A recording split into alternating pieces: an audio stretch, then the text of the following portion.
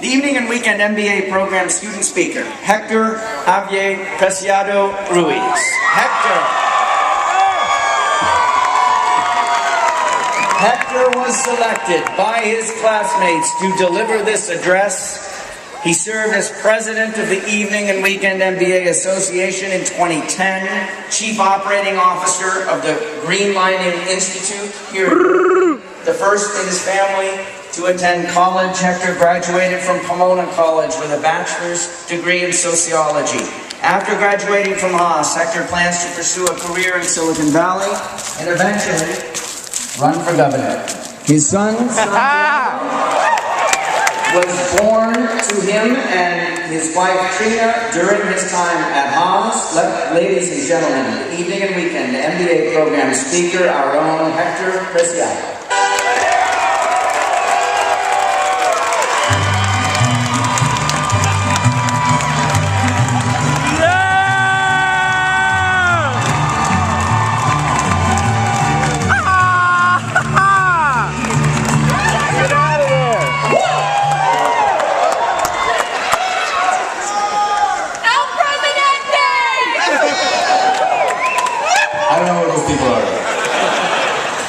First, I wouldn't be doing our program justice if we weren't thanking the spouses and the children and all those family members who supported us and sacrificed their family time to make sure this day was lived by all of us.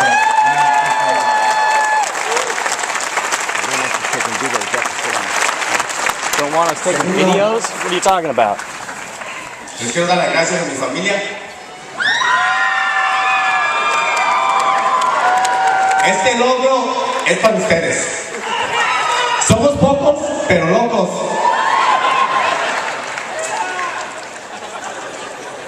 Curtains up. Several weeks ago, I posted a statement on Facebook announcing that I had attended my last official course at Haas. Amongst the many responses was a comment by my 14-year-old nephew, Andres, who's right up there. Who replied to my post with this statement. He says, "Congratulations, we're all proud of you, Theo. I'm looking forward to following in your footsteps." Following in my footsteps. Today, I stand before you, honored with the privilege of addressing our class, our distinguished guests, and our loved ones.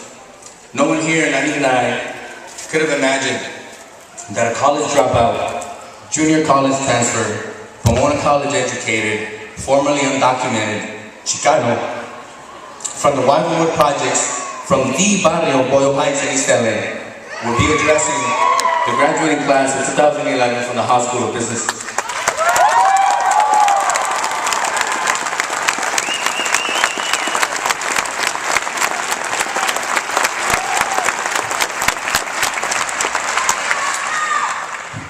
This honor is even greater when you consider that there's no shortage of leaders among us, and I'd like to recognize that here today.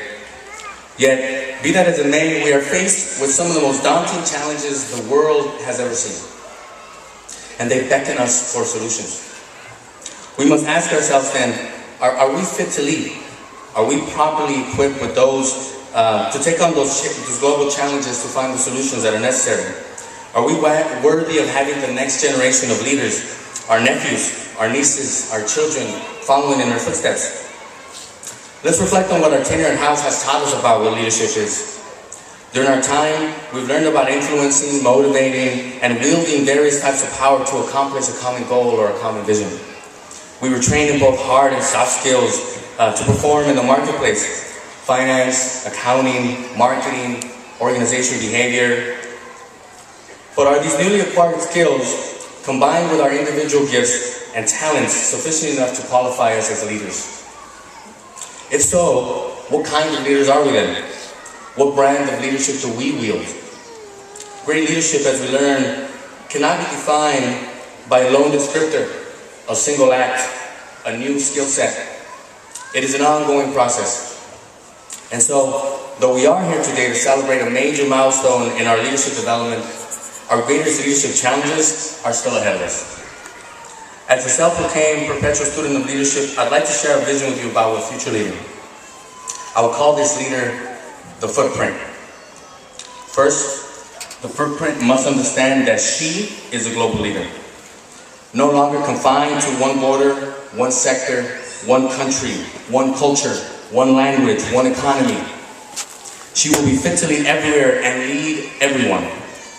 That means that a leader like Catherine Young needs to be fit to lead Andrei Kovalov, Rashmi Ramurthy, Didi Aswama, Mauricio Buitrago, and Lauren Kelly.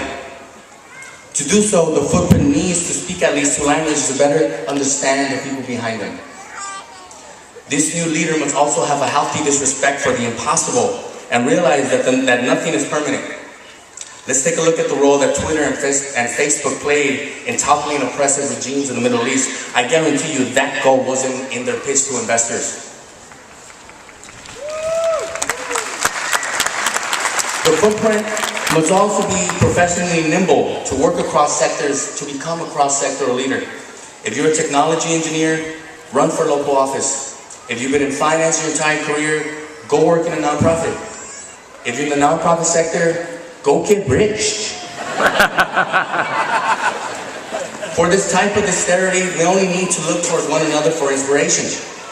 They're found in the entrepreneurial spirit of classmates like Shoria Basu and Stephen Gottlieb, who dare start new firms in today's economy. They're found in the volunteerism of Monica Matthews, Jeremy Smith, Delia Chavarria, and Pradeep Rathi. They're found in the authenticity and consistency of Vivian Agarwal, Courtney Moreira, and our own Fritz Herbert. Again, no shortage of leaders among us, but we must recognize that though we've grown by leaps as leaders, our greatest leadership challenge is still ahead of us. In conclusion, I'll leave you with this. It would be much easier for my nephew Andres and the next generation of leaders to follow in our footsteps if we leave a lasting footprint. Thank you once again for this honor. It has been a pleasure being your classmate. Go Blue, go Haas, go Bird!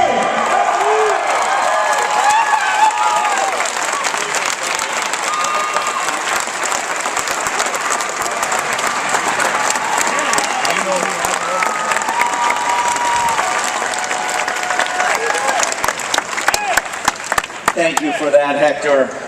We will now recognize the evening and weekend MBA program candidates for the degree Master of Business Administration. Assisting me will be Dave Gent, who is the Executive Director of our evening and weekend program. Dave will be joined by Haas faculty members Peter Goodson and Sunil Utpa, who both won the